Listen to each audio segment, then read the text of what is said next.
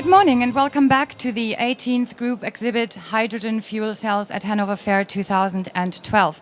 My name is Kolla Hermans. I would now like to invite you to sit back, relax, perhaps have a coffee on the house. Our crew are coming round and you can just ask for juice or coffee or tea.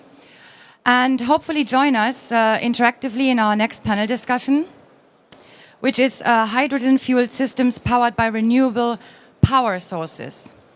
And it is now my pleasure to welcome the CEO of Acta S.p.A. on stage with me. So if you could please put your hands together and warmly welcome, all the way from Italy, from Pisa, Paolo Bert.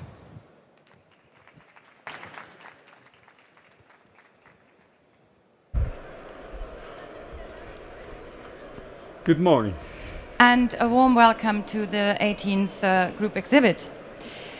Allow me to come straight to the point in our topic discussion today.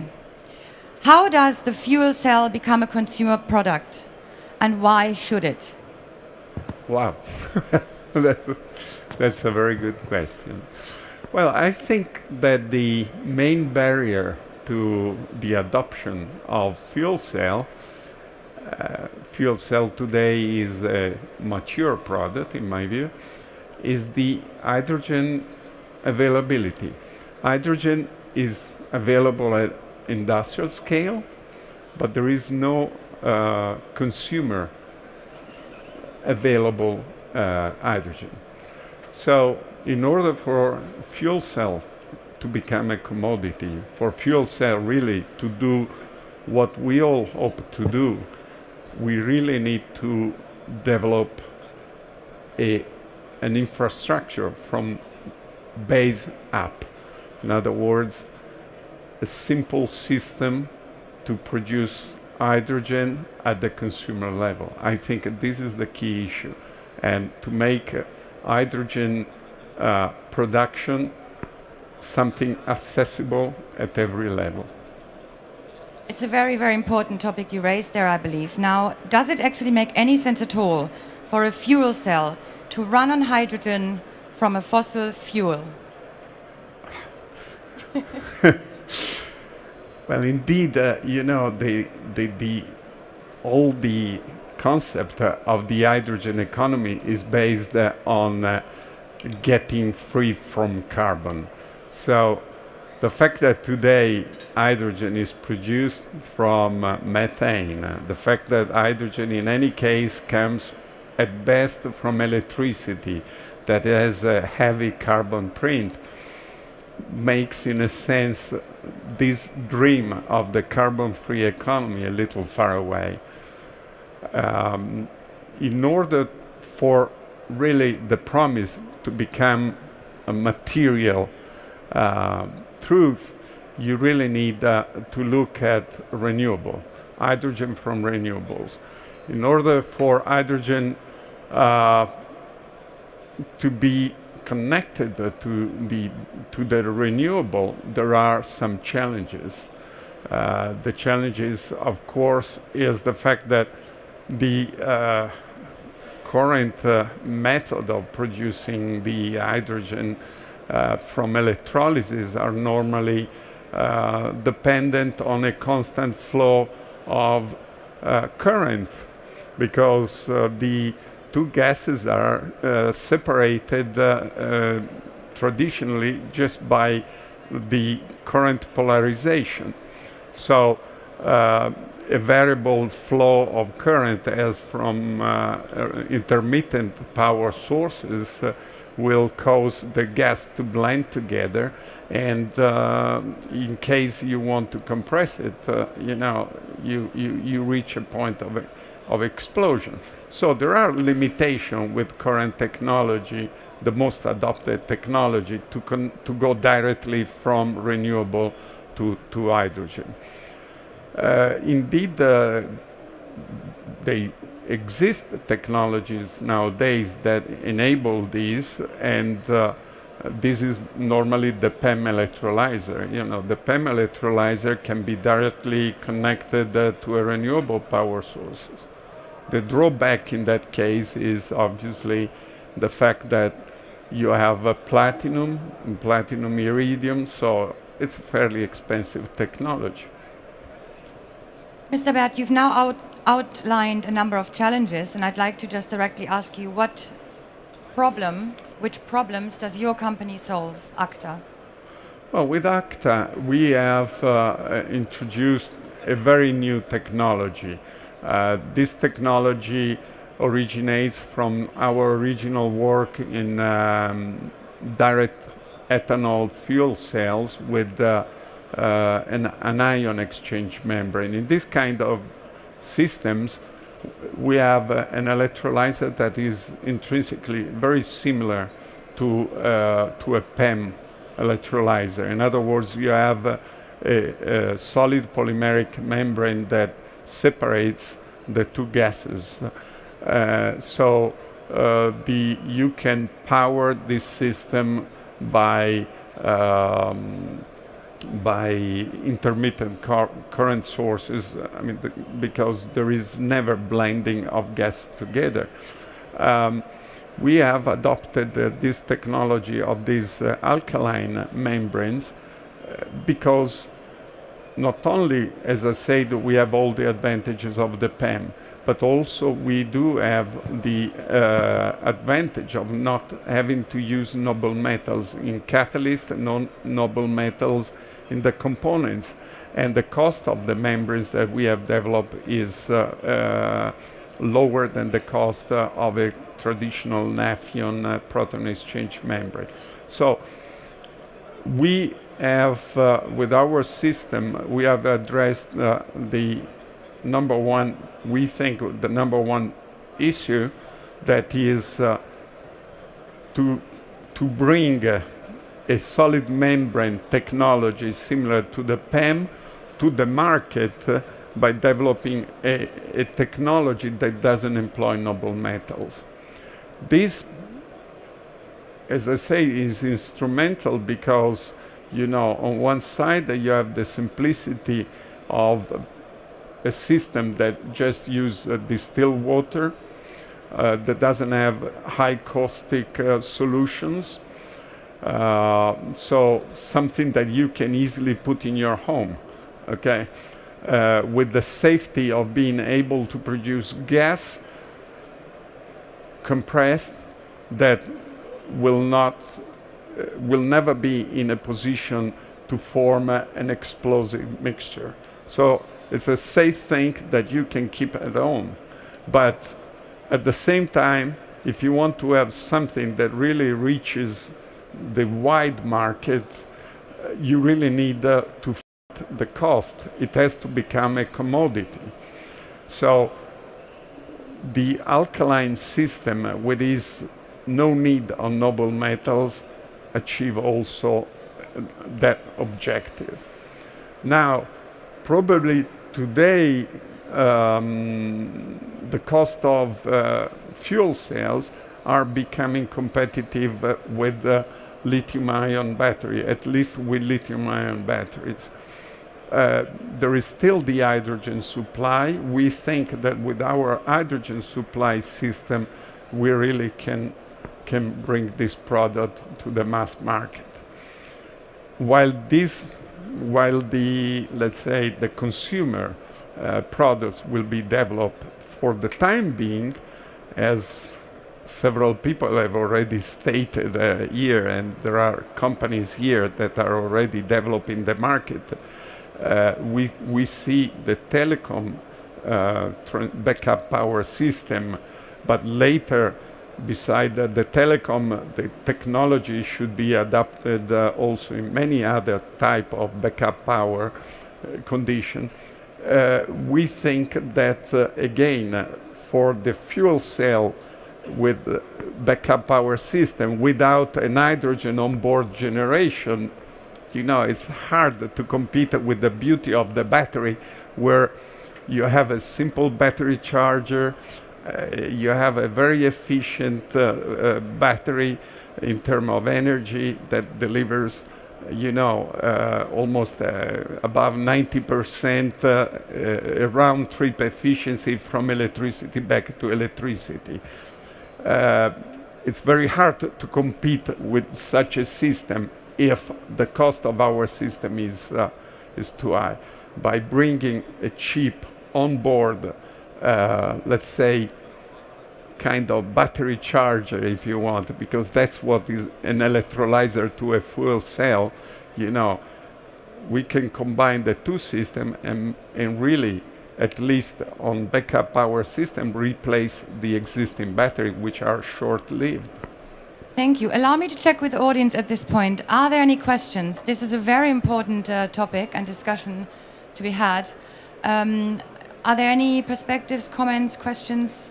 Okay, we'll start with you and then we'll come over to you, Mr. Wusse. Oh, no.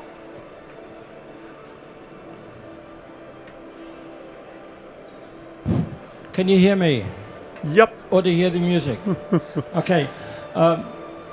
There's one misrepresentation in not only in your talk and also in others when people say that hydrogen is made from renewables. This is not true. Hydrogen is made from electricity, and the electricity comes from renewables. That's positive. But once you have electricity from renewables, you can send it to the people directly over copper wires. Or you can use it to make hydrogen.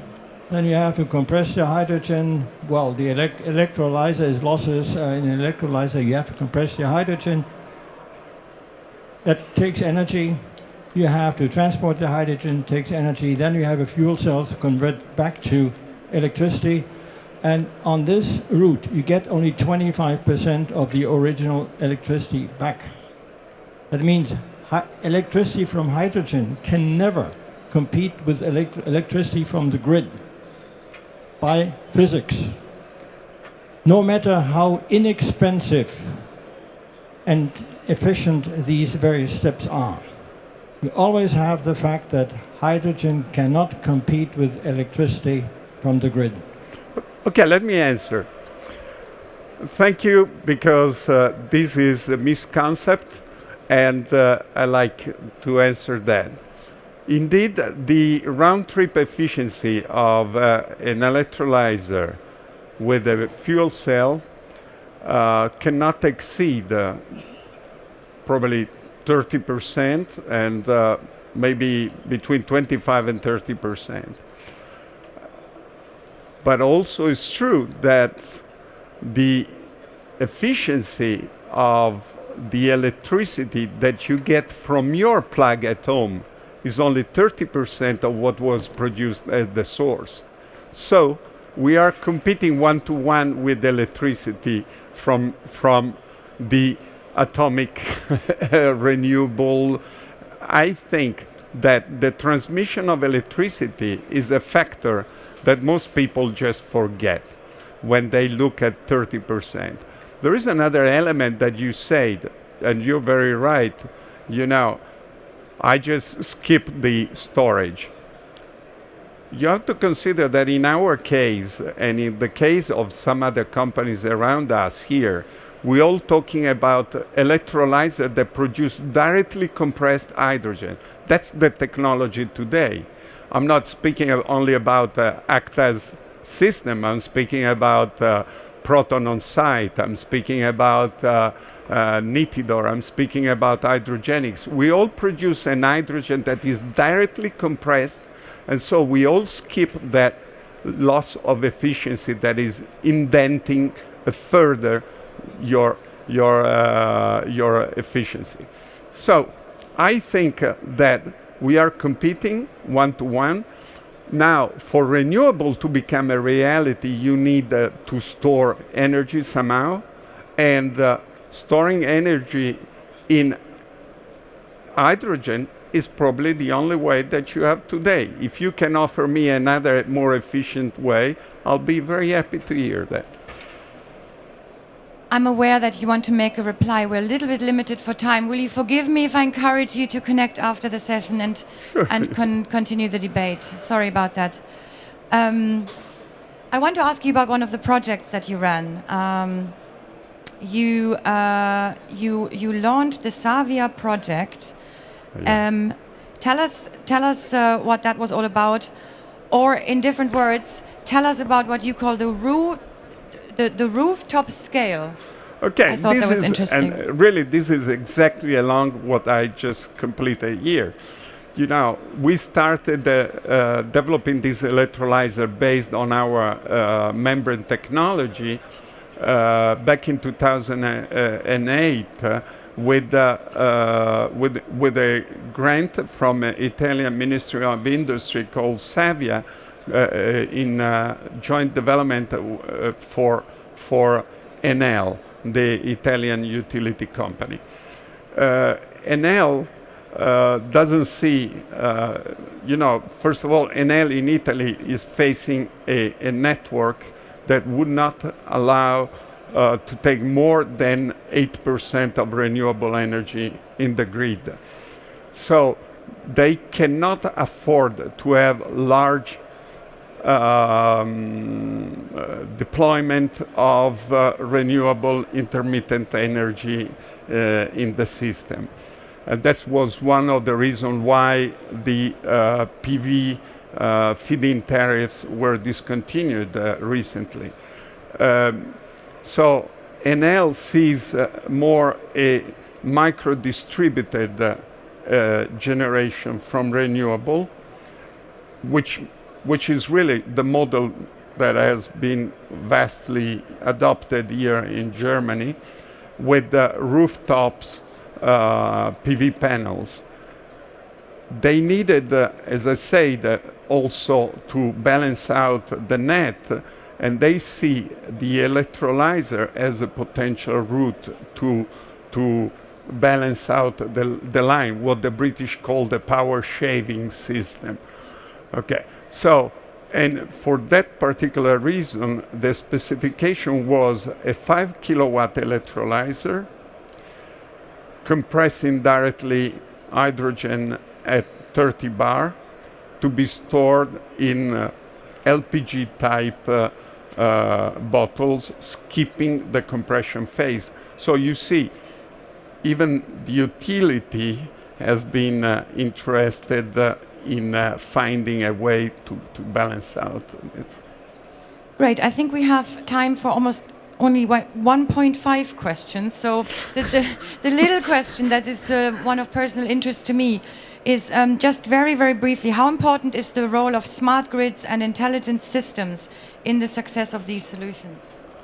Well, I think we can contribute to the smart grid in the sense that, in order to balance out the power, I mean, the old system is really, if everybody is draining electricity at the same time, you need a network that is way bigger than what our grid can allow today. So you really need to develop systems to make a smarter use of power in order to avoid drawing at the same time. One of the key elements to that is power storage. And that's where we exactly fit in. We think that the hydrogen at the moment is one of the few technologies that guarantee this power accumulation and power shaving, which is needed. Great. Well, it's been wonderful talking with you. My last question to you is, who would you most like to meet at Hannover Fair 2012? Who should come and talk to you? Who do you want to connect with? Well, indeed, we like to see fuel cell producers that are interested to get a source of economical and on-site production of hydrogen. We like to see the people engaged in developing system integrators that are integrating fuel cell systems for backup power systems. But indeed, we like to see everybody that is interested in hydrogen and oxygen production. If that is you or could be you, please make your way today or tomorrow to stand B61. where Acta, the team, and our guest today, Paolo Bert, will be very happy to speak with you and explore further on these important and interesting issues we've been discussing. I'd like to thank you one more time for being with us. It was lovely having you. So a warm applause of thank you to Paolo Bert, please. Thank you very much. Thank you so much. Thank you. And it is for me now very quickly to announce the next session. Find out now what the state of the art of hydrogen and fuel cells is in Germany. So actually this is a good fit with the discussion we just had. And there we'll be joined by Dr. Ulrich Schmidtchen of the Deutsche Wasserstoff- und Brandzellenstoffverband e.V. Enjoy.